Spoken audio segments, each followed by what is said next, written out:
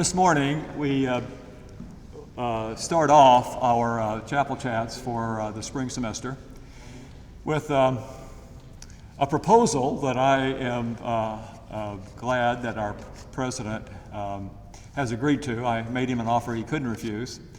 I dared him to let us interview each other.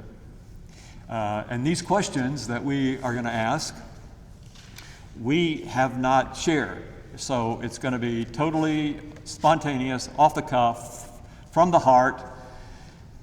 I want to begin by wishing our president a belated birthday. He shares a birthday with my 93-year-old mother.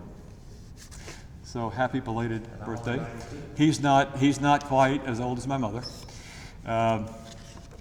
One of the things I appreciate about our president is that he doesn't shy away from being human. And one of my intentions for chapel chats is that students get to know each other, because students do chapel chats, and your faculty and staff as real people, not people that stay in the relationship of teacher-student, but fellow human being.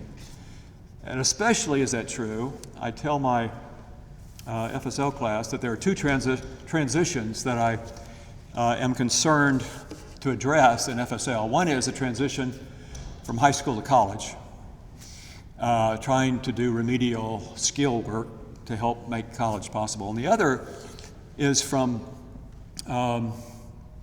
adolescence to adulthood. And one of the ways I think we are helped in that transition from adolescence to adulthood is to have adults tell their stories about how they did it. And so I invite persons to tell how they did it. And so Paul and I are going to do that this morning. Paul, I'm going to begin, and what we agreed to do is we get to ask each other questions, but before the other answers our question, we have to answer it first. And so my first question, whatever, is to name 3 childhood experiences that have shaped who you are, that have shaped your life. I've spent a lot of time trying to learn what it is that contributes to the way we see things and the way we react to them, that contributes to how we live life. And I think we become clearer about that if we can recall those childhood experiences that we can still see in ourselves today, at least the residual effect of those experiences. My parents married each other through the mail. My dad was from the north. He was in the Navy. He was stationed on the naval base outside of Memphis. My mother was from Memphis. She was working there as a secretary. They met, and they each saw the other as a way out of their own families, which had their issues. They courted through the mail, which means they made the other out to be who they wanted the other to be for them. And so when they married, they discovered that the other was nothing like what they had projected onto them, and they discovered that a relationship was just really, really difficult. But they had me, and then stayed in the relationship until really I was out of the house before they divorced.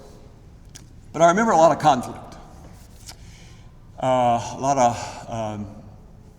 of yelling, a lot of threats. And so I know that one of the reasons why I don't like conflict, and I'll do almost anything to avoid it, goes back to that experience where conflict never produced anything good. And for a child,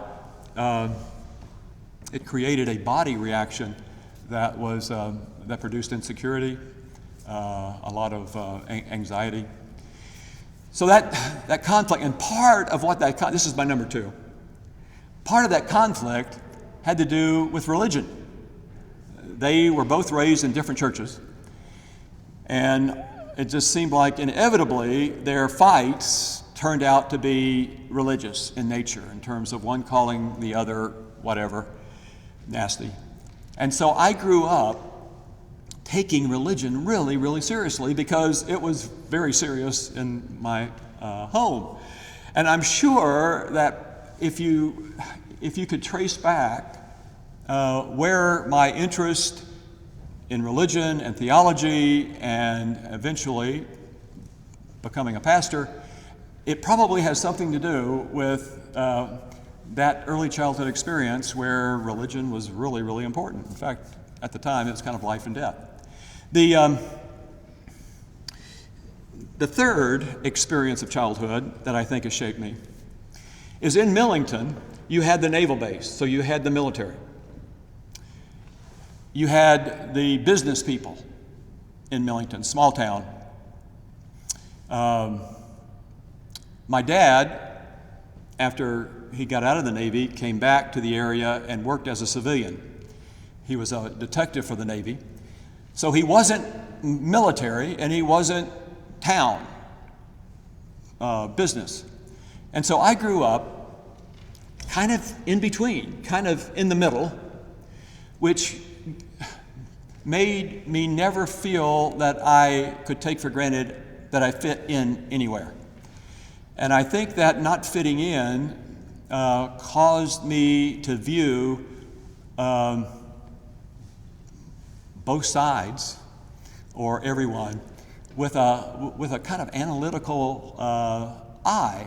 That I don't know everybody, if you were in one or the other, you just take it for granted. Because I didn't fit in, I didn't take for granted, and so I've spent a lot of my life in my head, trying to analyze and figure out and explain. And I guess that probably eventually,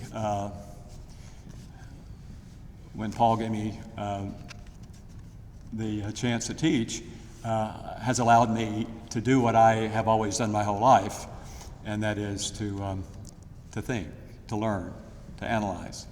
Okay, Paul, your turn. 3 childhood experiences that have shaped who you are today. Thank you, Mike. Thank you all virtually and you all that are here in the room. I need to, first off, confess that I didn't remember the rules of our engagement here. In the military, we call it rules of engagement. I had forgotten that we agreed to answer the questions that we were posing to each other. We didn't agree to that. I made it up. You made it up. Okay, good. Well, that's all right. It's a good way to do it. I like that. I got to tell you all, I've known Mike Ripsky for a long time. He was my preacher before we were able to hire him here at the university. And I learned from him as my preacher at the First United Methodist Church here in Lebanon. And then when he retired from the ministry, I was very grateful, and I remain grateful that he agreed to come here and be our university chaplain and do what I think he loves doing even more than preaching. So I'm grateful for that. And I'm grateful that Dr. Freddie is here as our faculty senate president. We are so blessed with a magnificent faculty. You all know that. I'm not telling you anything you don't know. But let me make one more point. That have y'all ever been? Has any faculty member ever told you get to get out of class early? Anybody? Yeah. How many people? Show of hands. Get out. Well, I don't know how long this is supposed to last, but I have a hard stop at 1:45 because I have another appointment in Nashville, and I don't know if that's cutting it short. But I got it. Okay. Okay. The answer to your question, that is a really good question. 3 things that shaped my life as a child, 3 things in childhood. And as I was listening to you and reflecting on what you said, I actually thought of 4 things, but I'll make them real brief. Number 1, I'll never forget this. You know how certain things just stick with you, and there are some of those that you might not even understand why at the time. But I remember one that stuck with me when I was a very young child. My uncle had a farm out in Williamson County, Brentwood, Tennessee. It's now completely developed. What was his farm? But that was, 60 years ago for me that we were out there. I was 55 years ago. I was 6 years old or something, young child. And we went out to my uncle's farm he was out of town, and we went out there. I'm really not sure the purpose, but I think we went out to maybe feed his horses or something. And my dad had told me, he said, son, stay in the car. I'm going to go take care of this. And he went into the barn area. Well, I didn't do what my dad asked me to do. I got out of the car and I went over to the gate, and I opened the gate and went into the barn where my dad was, and the horses all ran out. They ran out of the gate. And I stood there and I thought, those horses, I was 6 years old. I didn't really understand it. My dad came running out of the barn. He was livid. He was supposed to be taking care of my uncle's horses, and they all had escaped. And we didn't know anything about rounding up horses. It was the lesson from that, though, was that my dad forgave me. He was very angry, but he forgave me. And it was the first time I remember thinking about forgiveness for really a screw up. And I made a lot of screw ups in my life, but that was number one. Number two was I was in the Boy Scouts as a kid, and I went to Camp Boxwell, which is just down the road here, right off of 109. And I remember being kind of intimidated by that a little bit. I was maybe 12 years old. I don't know. I was a young, either early teen or a late adolescent. I was 10, 12, 13 years old maybe. And I was not a particularly good athlete, still not, but kind of a wannabe athlete. Not like Dr. Ripsky was a runner, and he's been an athlete. But they asked me if I wanted to try to get the water skiing merit badge, and I thought I have no chance of this. But they encouraged me. I went out there and I learned how to water ski, and I skied, and I did it successfully. And I even was able to drop one ski, which you had to do. You had to ski both on two and one ski, and I was able to go. I probably went 100 yards. I wasn't running a slalom course, but I was able to do it. And I just remember thinking it gave me so much confidence in myself as a child. And when you think you can't do something, but somebody else encourages you to do it, and you do it with some modicum of success, that too, I think, shaped me for later in life. And then the third thing that I want to mention is when I was in college. I don't remember, I think it was either my sophomore or junior year in college. I went to undergrad down at a big public school in Alabama called Auburn University. In fact, our governor, Bill Lee, and I were classmates at Auburn University a long time ago. But I remember back in the day, our faculty, and I think your faculty, probably most of them still do this today, they gave us a syllabus at the beginning of each semester, and they told us when we were going to have major assignments due and major exams. And one semester, it was a fall semester, I had 3 big exams all on the same day. It was like a Thursday.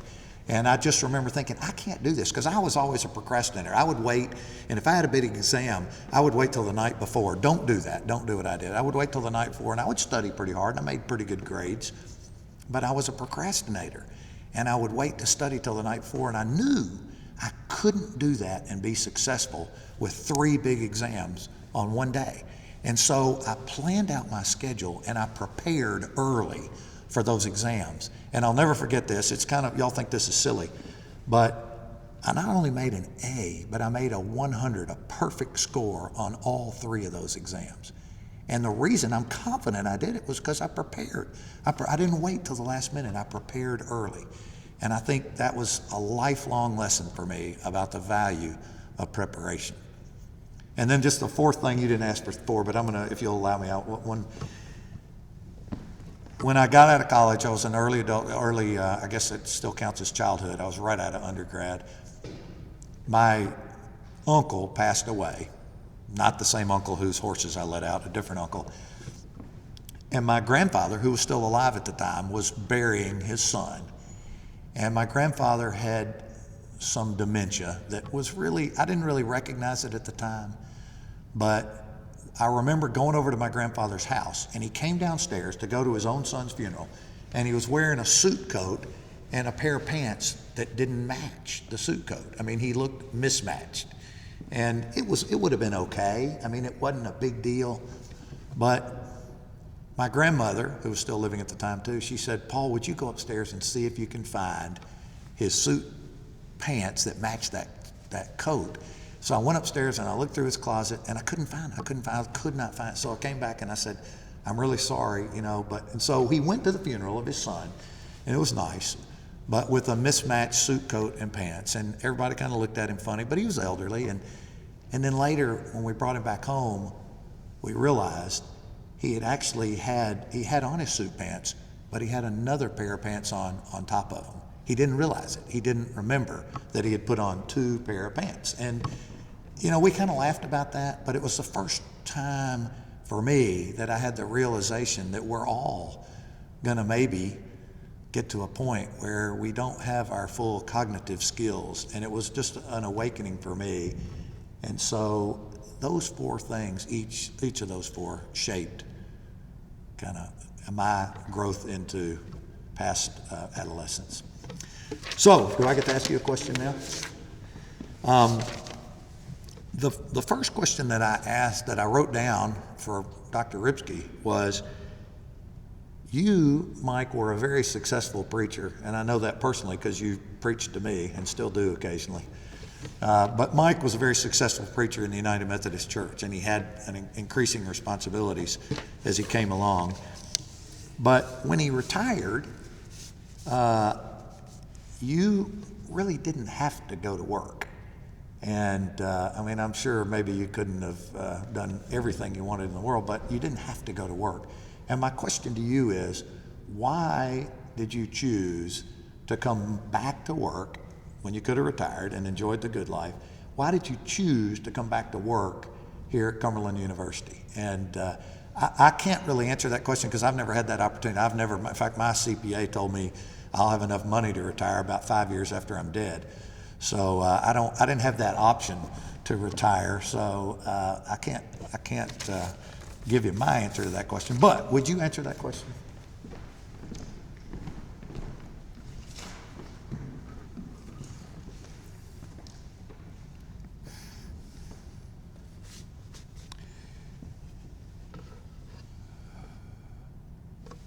One of my questions to you, Paul, was going to be, because these students are at a point in their life where they're trying to figure out what they're going to do with their life.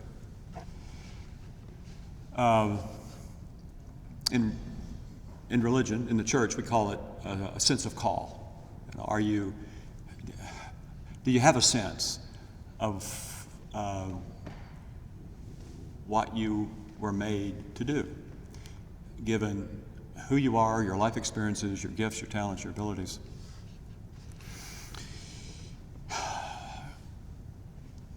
Leaving college, I thought I was being called to one of two areas. One was to teach and coach, because those persons in my life that had meant the most to me were teachers and coaches up to that point. And in a way, athletics saved my life because it gave me a place to feel that I did fit, and I never was great at anything, but I was good enough to play most of the time.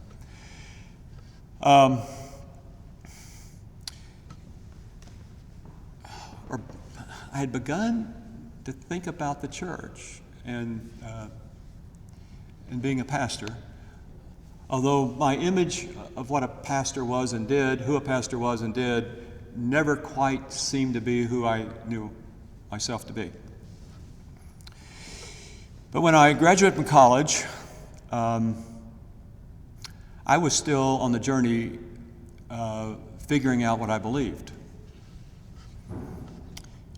Because I had gone through a period in college where everything I had been taught up to that point kind of fell apart. And I was trying to put it back together again in a way that I thought had integrity. And so I went to theology school not to be a pastor, but to continue the process of searching for a belief that I could give my life to. I went to theology school, and it was while I was there that I began to hear what I thought was a call. For me, it was more of a whisper.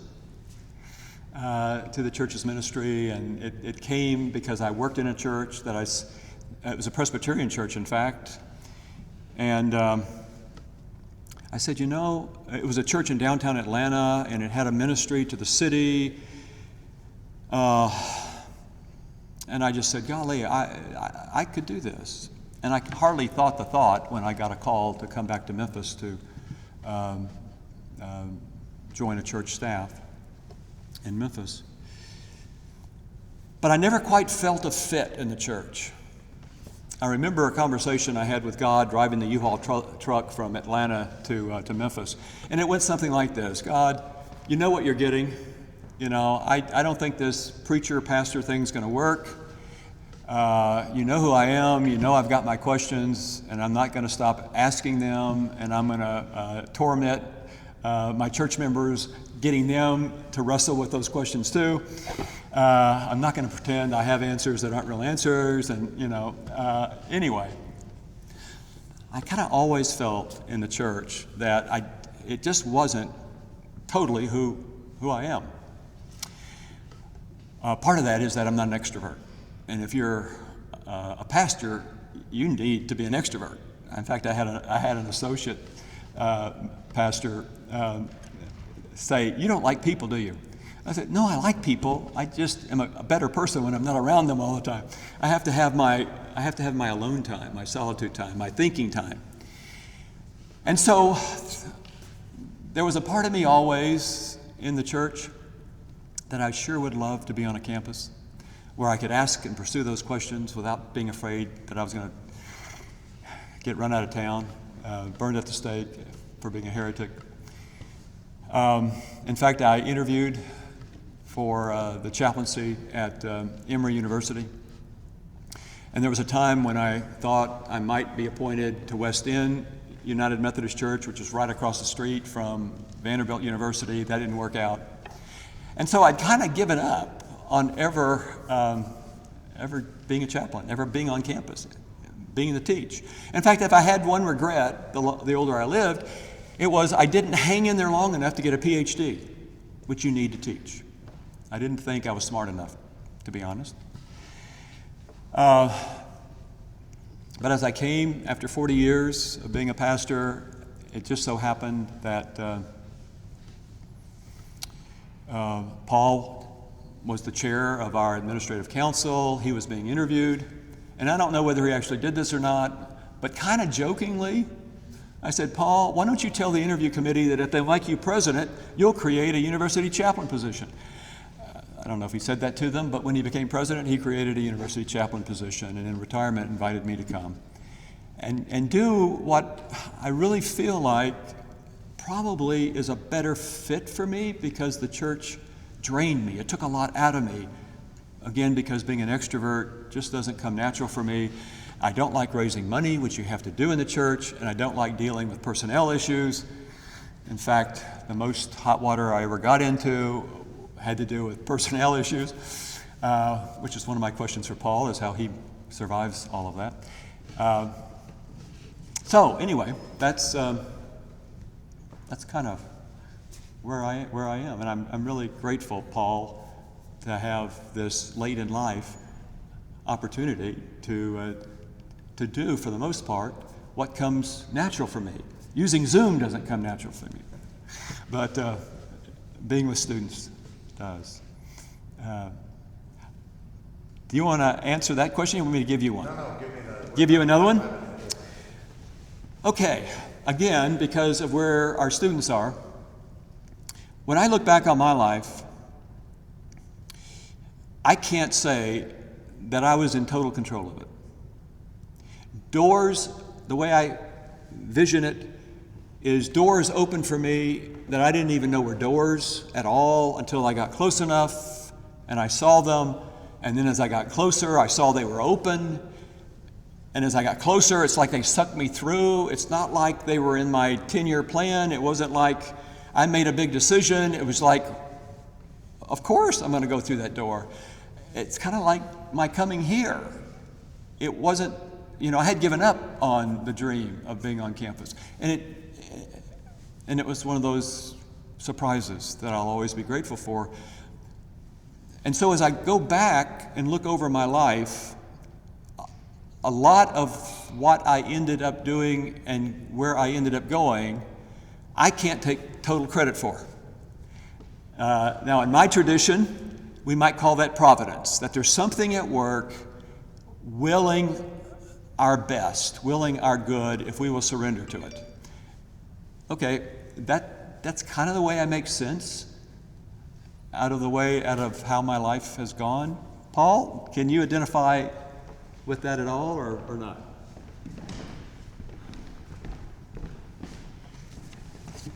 You know, you all are at a point in your lives that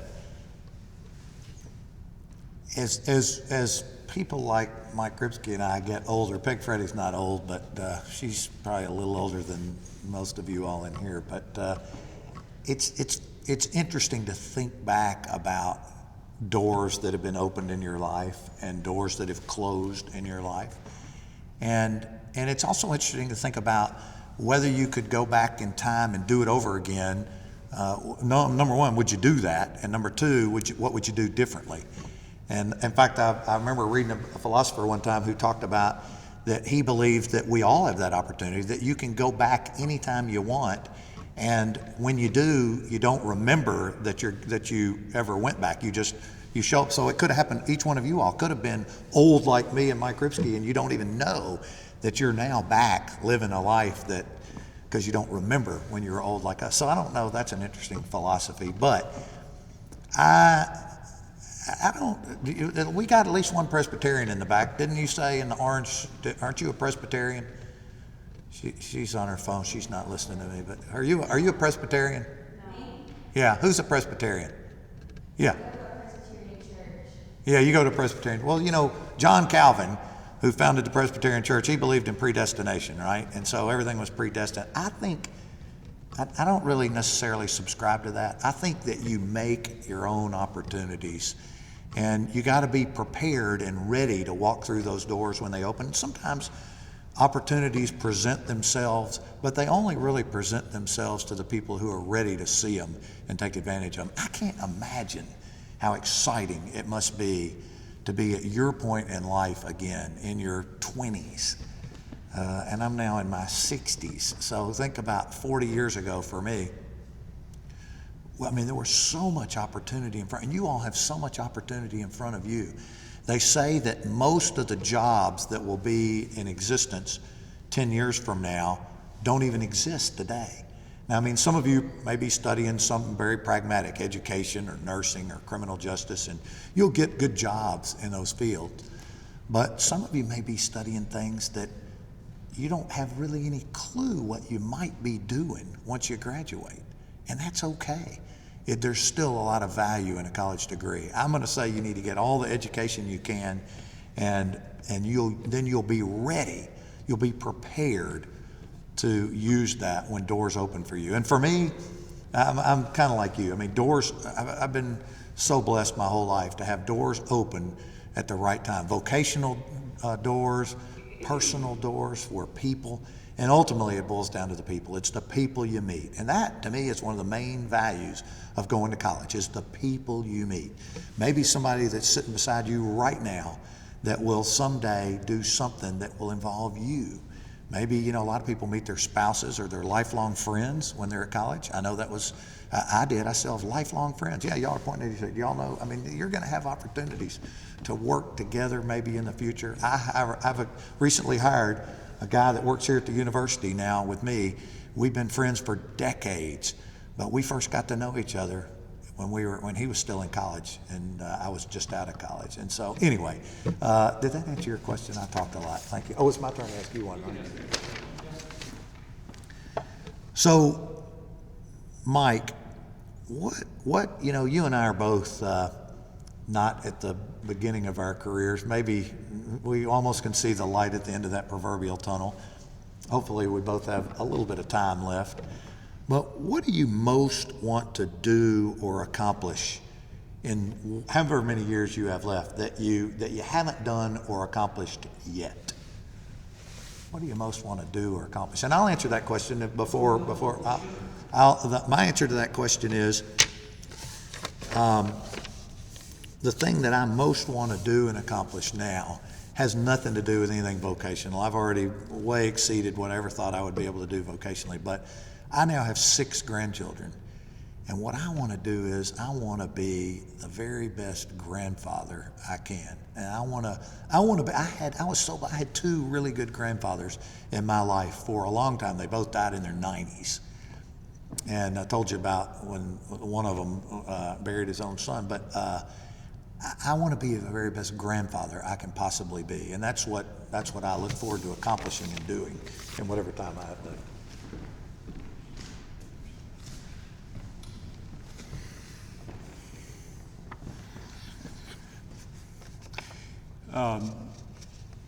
A Catholic priest named Richard Rohr talks about it this way. We spend the first half of our life creating the container that our life has to have, a container that includes figuring out education, job, family,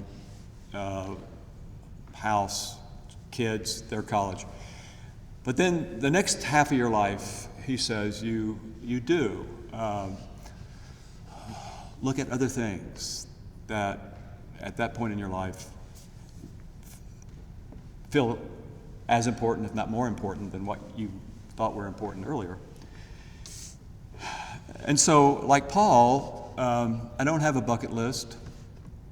I can't think of anything that I necessarily want to do, have to do. In fact, the older I get,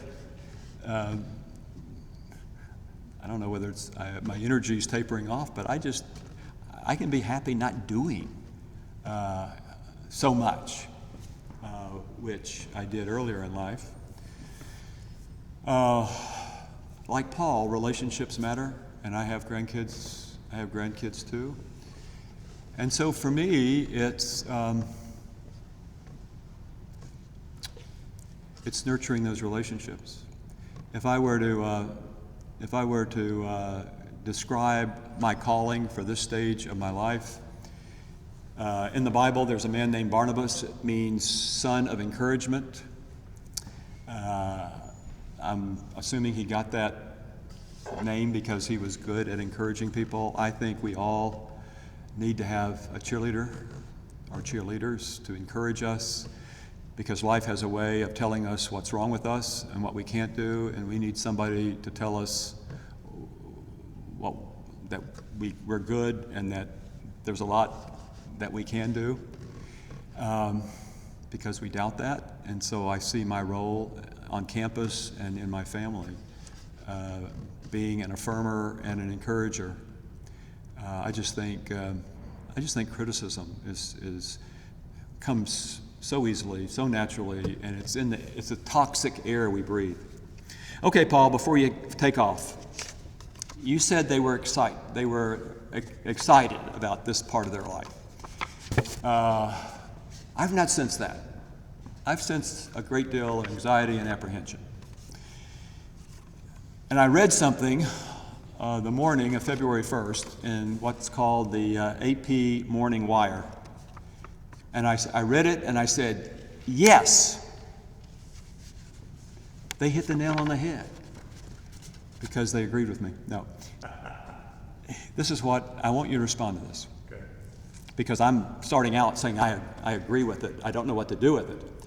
The pandemic has been hard on both kids and adults, but it also has been challenging for those who are in between. Demographic shifts during the last century have given rise to a distinct developmental stage called, quote, emerging adulthood that spans the late teens and early 20s. With major disruptions in education, employment, housing, and more, young people who are no longer adolescents, but not quite adults, are struggling to find their footing. And I guess I've been on campus long enough to know that that's true. And my question to you is, how do we help our students find that footing? Is there something that higher education, the university, can do to be a part of that kind of new frontier, no man's land that this age group finds itself in today? You referred to 10 years, there are going to be jobs that you can't even imagine. Well, golly, that would scare it scared me to death. Here I am concerned about survival, making enough money to support myself and my family, and the jobs that I might be interested in probably aren't going to be there. And what I'm preparing myself for may not prepare me for the ones that are. So how do we fit into that situation? So, first off, I would like to note that Dr. Ripsky just violated his own rules because he asked a really thought-provoking and good question, but he didn't answer it himself. So, I will give you my thoughts in response to that. It is a good question. And the truth of the matter is, I believe that the pandemic has certainly exacerbated the challenges that we all face in life for all of us. I mean, like Mike said, old folks like me, young children like my grandchildren, and folks that fit into your age bracket. The truth is, though, going to college has always been hard. I mean, you're at a hard stage of life. It's not easy. It's rewarding. It's fulfilling. It will help transform your life into something better. I 100% believe that. I wouldn't be standing up here. I wouldn't do what I do if I didn't believe that. I really believe it. How many of you, do any of you in here, I do a kind of a talk that I give to prospective students when they're thinking about coming to Cumberland. Usually it's right here in this room. We hadn't done it in the last year because of the pandemic. But have any of you been in that meeting where I talked to you all and your parents? Do you remember that? You might not remember it, but let me just quickly tell you there are 3 things that I tell prospective students and their parents about why they should go to college. Why they should go to college. Not necessarily Cumberland. Cumberland's a great school, but it's not the right fit for everybody. But if Cumberland's the right fit, that's great. But regardless of whether Cumberland's the right fit, I tell prospective students and their parents, you ought to go to college for 3 reasons. And those are, number 1, you might actually learn something. I mean, there's something that we have a lot of really smart faculty here that can maybe teach you something that can be valuable to you.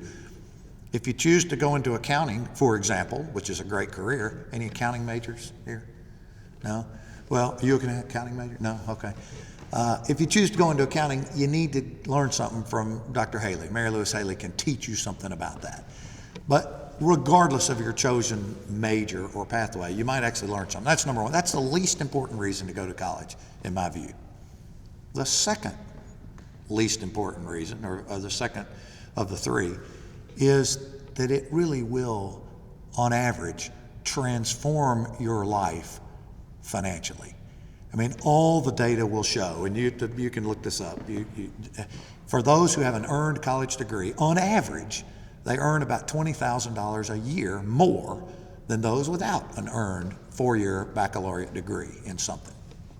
Now, I'll be the first to tell you that there are examples of people who don't even have a high school diploma that do really well and make a lot of money. I mean, there are certainly examples of that. And there also are examples of people who have graduate degrees that don't ever make very much money. But on average, if you have an earned baccalaureate degree, you earn $20,000 a year more than those who don't. And so if you think about it, if you extrapolate that over a 50-year career, which most of us work about 50 years, I mean, close to it. You may not have to work quite that long, but 40 years anyway. I'm past 40 years now, and I'm still going. But if you work 50 years times $20,000 a year on average is, any mathematicians in here?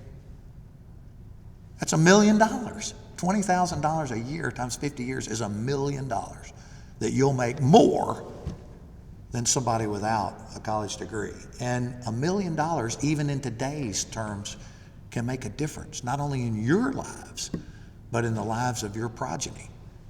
So that's reason number two, and that's the second least important reason. The third most important, the most important reason to go to college is because of the people you meet. And I already alluded to that earlier. So many people meet their spouse or lifelong friends when they're at college. And by the way, if it might be not only that you want to have a spouse or lifelong friends who are smart enough to go to college, but also it never hurts to have a spouse or lifelong friends who across the course of their career are going to make $1 million more. That would be good for your spouse to do too, right? So the people you meet.